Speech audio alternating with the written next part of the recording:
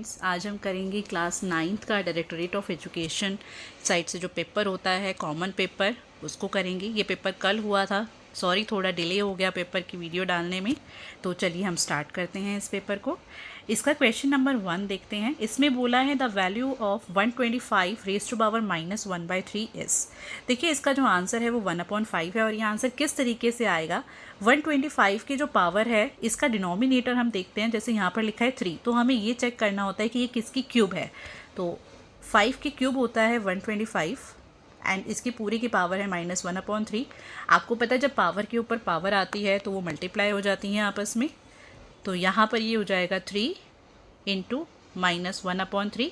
3 से 3 कैंसिल हो जाएगा तो 5 की पावर हमारी रह जाएगी -1। अब जब भी पावर हमारी नेगेटिव होती है तो इसका मतलब वो नंबर जो होता है, बेस जो होता है वो रेसिप्रोकल हो जाता है। ये 5/1 है तो इस टाइम ये बन जाएगा 1/5 एंड पावर हो जाएगी पॉजिटिव। सो इसका ऑप्शन सी क्या है, करेक्ट ऑप्शन है। क्वेश्चन नंबर 2 के अंदर बोला है पॉइंट -11,0 लाइज। देखिए जिसमें ऑर्डिनेट 0 होता है ना, मतलब y वाला कोऑर्डिनेट जिसमें 0 होगा वो हमेशा पॉइंट हमारा x एक्सिस पर आएगा। सो इसका ऑप्शन ए करेक्ट है। अगर इसमें x एक्सिस वाला पॉइंट 0 होता तो वो y एक्सिस पर आता।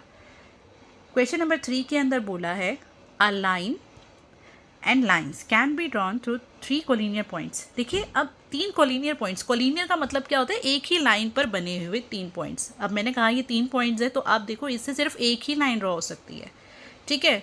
तो कोई भी कोलिनियर पॉइंट्स की जब बात करेंगे तो उससे हमेशा एक ही लाइन पास होती है। सो इसका ऑप्शन ए करेक्ट ऑप्शन है।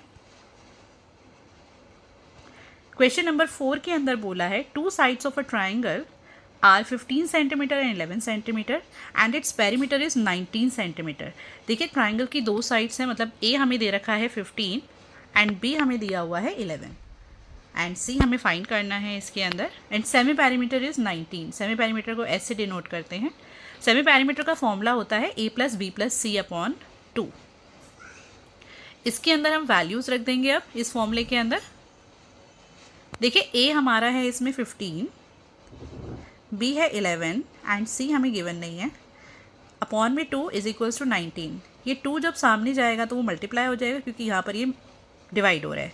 तो ये तुम्हारा 15 + 11 कितना हो जाएगा 26 plus c is equals to 38। अब ये देखिए ये 26 जब सामने जाएगा तो माइनस होगा, 38 में से 26 माइनस करेंगे तो आपका आंसर आएगा 12। सो इसका ऑप्शन सी क्या है, करेक्ट ऑप्शन है। क्वेश्चन नंबर 5 के अंदर अगर हम देखते हैं, इसमें लिखा है विच of the following is an example of a repeating decimal. तो अगर हम फर्स्ट ऑप्शन इसका चेक करते हैं तो आप देख रहे हो ये टर्मिनेटिंग ये सिर्फ एक डेसिमल एक्सपेंशन, जिसका डेसिमल हट के नीचे 1000 आ जाएगा, ठीक है। नेक्स्ट ऑप्शन अगर हम देखते हैं तो यहाँ पर आप देख रहे हो 6 रिपीट हो रहा है, ठीक है। तो ये हमारी जो डेसिमल एक्सपेंशन ही कौन सी है, रिपीटिंग डेसिमल एक्सपेंशन। सो इसका ऑप्शन बी क्या है, करेक्ट ऑप्शन है। क्वेश्चन नंबर 6 में बोला which of the following is the equation of a line parallel to Y axis. अगर हमें बोला जाता है कि पैरेलल टू वाई एक्सिस हमारे को कोई भी इक्वेशन बतानी है तो वो हमेशा एक्स में होगी इक्वेशन, ठीक है। तो यहाँ पर अब हम चेक करेंगे कि कौन सा इसका ऑप्शन करेक्ट होना चाहिए। इसको हम एक सोल्यूशन की मदद से मैं आपको बताऊँगी। ये देखिए यहाँ पर है इसका ऑप्शन ए करेक्ट है, x इज इक्वल्स टू 7। तो हम जब उसको ट्राई करेंगे, x इज इक्वल्स टू 7 को ट्राई करने का मतलब है बच्चे कि x की कांस्टेंट वैल्यू है, फिक्स वैल्यू है जो कि 7 है। तो हम यहाँ पर देख रहे हैं यहाँ पर x की सारी वैल्यू 7 लिखी गई हैं एंड y की मैंने 0, 1, 2 वैल्यूज़ ली हैं। फिर हम इसको ग्राफ में ड्रॉ करेंगे। ये देखिए ये इसका ग्राफ है 7,0, 7,1 एंड 7,2 ये पॉइंट, एंड उसके बाद हमने इसकी एक लाइन ड्रॉ कर दी है। तो as you can see clearly ये वाई एक्सिस है एंड ये इसकी पैरेलल ड्रॉ हुई है। तो इसका मतलब इसका सोल्यूशन है x इज इक्वल्स टू 7, मतलब इसका ऑप्शन ए जो है वो करेक्ट ऑप्शन है। क्वेश्चन नंबर 7 में बोला हुआ है in triangle PQ is equals to QR and triangle PQR is equals to 50 degrees. आपको मेजर निकालना है PRQ का। तो इसका भी सोल्यूशन मैंने आपको करके दिखाऊंगी ताकि आप इजीली उसको समझ सकें। देखिए इसके अंदर ये ट्राइंगल बना हुआ है PQR एंड इसमें हमें गिवन है दैट PQ जो है वो QR के इक्वल है, ठीक है। अब पी क्यू का जो अपोजिट एंगल होगा वो होगा ये angle R means P R Q, and हमारा जो क्यू आर का अपोजिट एंगल होगा वो होगा angle P means R P Q. तो इसका रीज़न आप लोगों ने पढ़ा है 7th चैप्टर में, angles opposite to equal sides are equal. Equal sides के जो अपोजिट एंगल्स होते हैं वो भी इक्वल होते हैं। अब हम इस ट्राइंगल में लगाएंगे एंगल सम प्रॉपर्टी। तो एंगल सम प्रॉपर्टी का मतलब होता है कि उस ट्राइंगल के तीनों एंगल्स का सम कितना होता है 180 degrees means angle P plus angle Q plus R is equals to कितना हो जाएगा 180 डिग्री। सो एंगल P जो है वो हमारा R के इक्वल है, तो यहाँ पर हम R की जगह पर भी P लिख सकते हैं, Q की जगह पर आ गया 50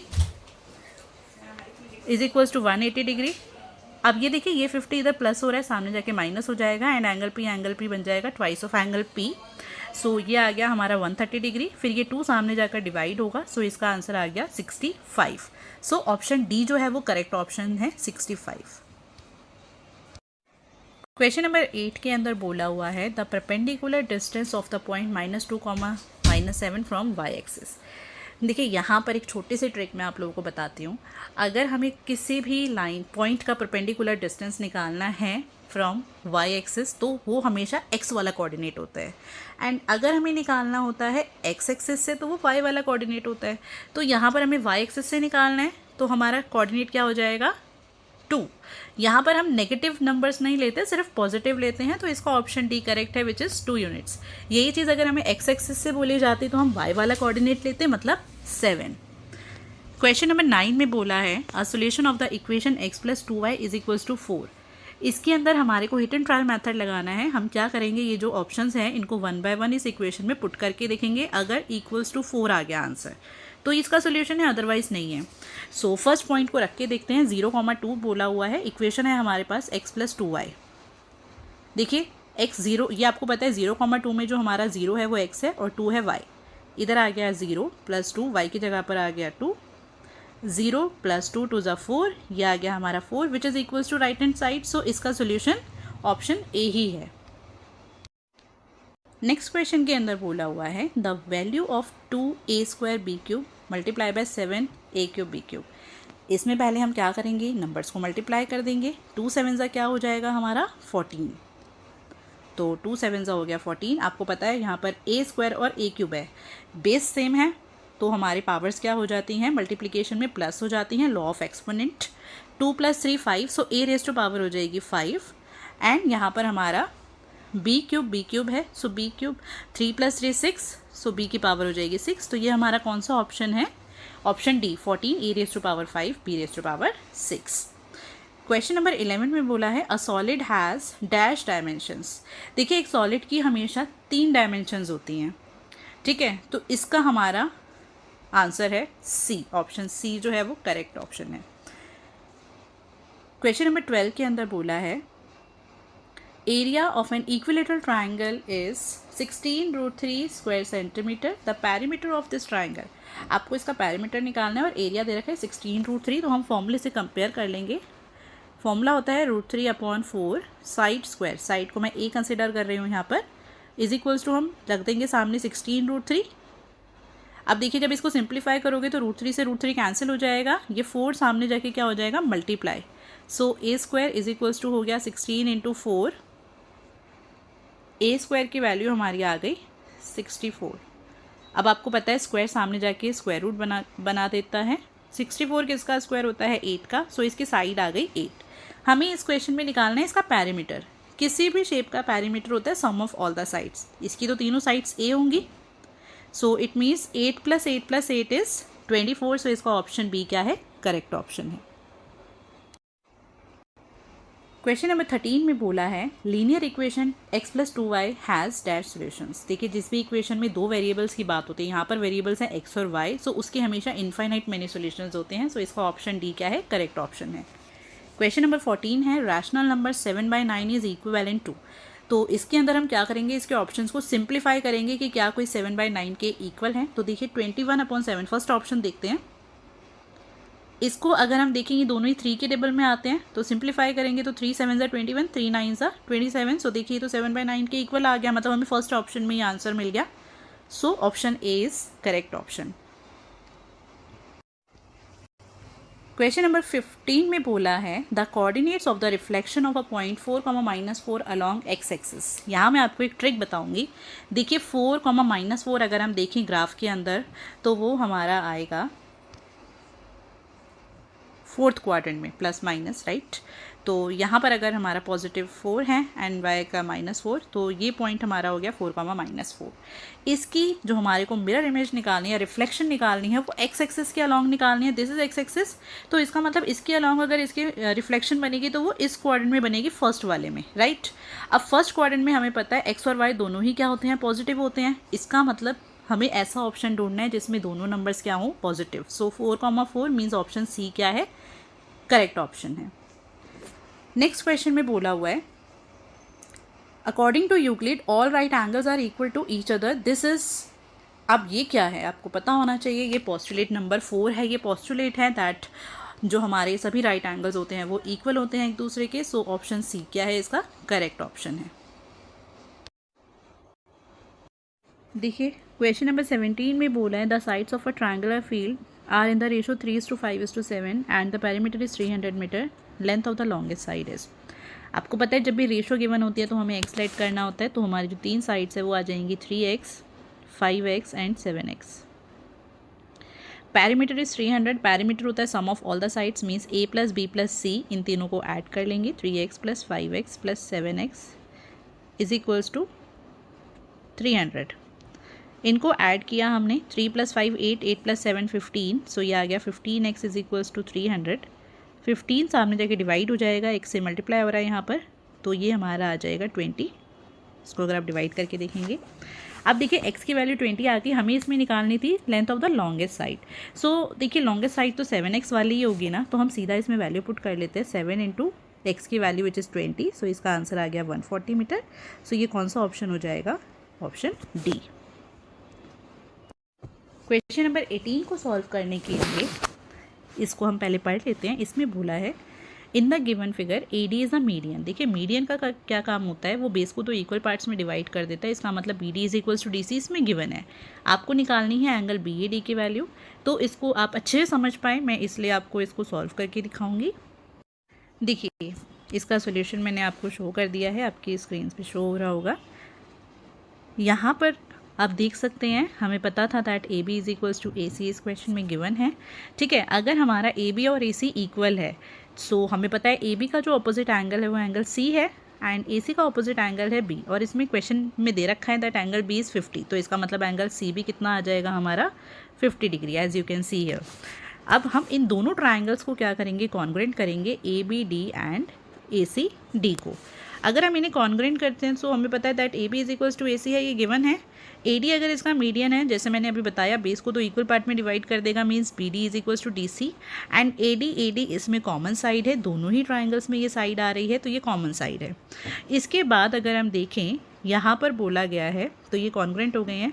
अब CP/CT से हम इसमें ये कह सकते हैं ना बच्चे कि ये जो हमारा एंगल A है, ये दोनों हमारे क्या हो जाएंगे, इक्वल हो जाएंगे। Angle BAD is equals to DAC।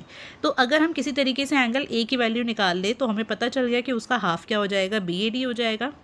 तो हम इसको कैसे निकालेंगे एंगल A को, हमें पता है ये एक पूरे ट्राइंगल ABC के अंदर एंगल सम प्रॉपर्टी लग रही है, angle A + B + C is equals to 180 degrees by angle sum property.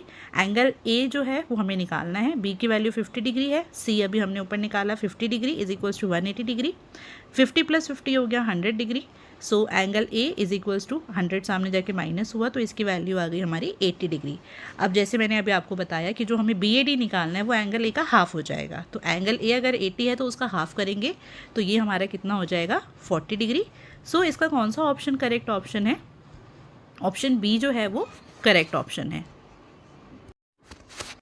अब आते हैं इसके नेक्स्ट क्वेश्चन पे, जिसमें असर्शन एंड रीजनिंग है। देखिए असर्शन और रीज़न को करने का ना एक बहुत ही आसान सा तरीका होता है। जब आप असर्शन और रीज़न पढ़ेंगे ना, अगर आप, हम सबसे पहले ये देखते हैं कि ये दोनों स्टेटमेंट्स ट्रू है या फॉल्स।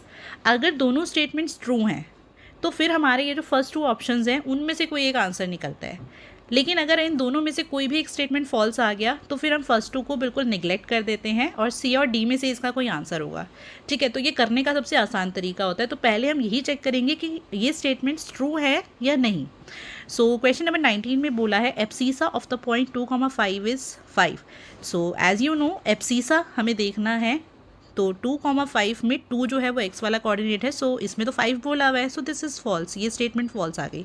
मैंने अभी आपको बताया अगर इनमें से कोई भी एक स्टेटमेंट फॉल्स है तो इसका मतलब ये दो ऑप्शंस तो अब हम नहीं देखेंगे, हम नीचे वाले दोनों में से चेक करेंगे कि कौन सा इसका आंसर होगा। रीज़न पढ़ लेते हैं। The perpendicular distance of a point from Y axis is called its abscissa. देखिए ये ऑप्शन बिल्कुल सही है क्योंकि इसमें बोला है कि जो भी हमारा वाई एक्सिस से परपेंडिकुलर डिस्टेंस होता है वो एब्सिसा होता है। देखिए अभी आपने क्वेश्चन नंबर 8 जो है इसी पेपर का किया था, उसके अंदर मैंने आपको यही बताया था कि अगर वाई एक्सिस से परपेंडिकुलर डिस्टेंस देखना होता है तो वो एक्स वाला कोऑर्डिनेट होता है, मतलब abscissa. So this statement is true. तो हमें ये पता चल गया that assertion is false and reason is true. तो हम सी और डी में से देखते हैं। देखो इसके अंदर हमारा कौन सा ऑप्शन जो है वो करेक्ट है, that assertion false and reason is true. So इसका ऑप्शन डी क्या है, करेक्ट है, दिस वन। आते हैं क्वेश्चन नंबर 20 पर। इसके अंदर बोला हुआ है the right triangle with base 35 and height 12 centimetre has an area of 210। आपको पता है राइट एंगल ट्राइंगल जो है इसका बेस हमें दे रखा है 35 एंड हाइट दी है 12। इसका एरिया पहले हम निकाल के चेक कर लेते हैं कि ये आ रहा है या नहीं। राइट एंगल ट्राइंगल का एरिया होता है half into base into height. Base is 35 and height is 12, तो ये इससे कट गया 6, 35 6 होता है 210। So this is true. अभी मैंने यही बताया ना, यही चेक करने पहले कि ट्रू है या नहीं। ठीक है, नेक्स्ट में बोला है general formula to find the area of triangle is half into base into height. Yes, ये इसी का तो रीज़न है, यही हमने फॉर्मूला लगाकर इसको सॉल्व किया है, तो ये स्टेटमेंट भी ट्रू है। देखिए जब दोनों ही स्टेटमेंट ट्रू है तो मैंने आपको बताया कि अब हमें क्या चेक करना है, सिर्फ ए और बी में से इसका आंसर होगा। आपको पता है कि ये इसका करेक्ट एक्सप्लेनेशन भी था। So both assertion and reason are true and reason is the correct explanation of assertion. So इसका ऑप्शन ए क्या है, करेक्ट ऑप्शन है। आई होप आप लोगों को इसमें समझ आया होगा। अगर कोई भी दिक्कत है, अगर आपको कोई भी प्रॉब्लम आती है, कोई क्वेश्चन आपको लगता है दोबारा समझना है या इस पेपर के रिलेटेड अगर आपको कोई और क्वेश्चन भी समझना है तो आप बता सकते हैं कमेंट सेक्शन के अंदर। प्लीज़ इस वीडियो को लाइक कीजिए एंड इस चैनल को सब्सक्राइब कीजिए ताकि आगे और भी जो भी इंपॉर्टेंट पेपर्स अगर शेयर किए जाएंगे तो वो आपको नोटिफिकेशन जो है वो आपको मिल सके। एंड प्लीज़ अपने फ्रेंड्स में भी शेयर कीजिए। Thank you so much for watching this video.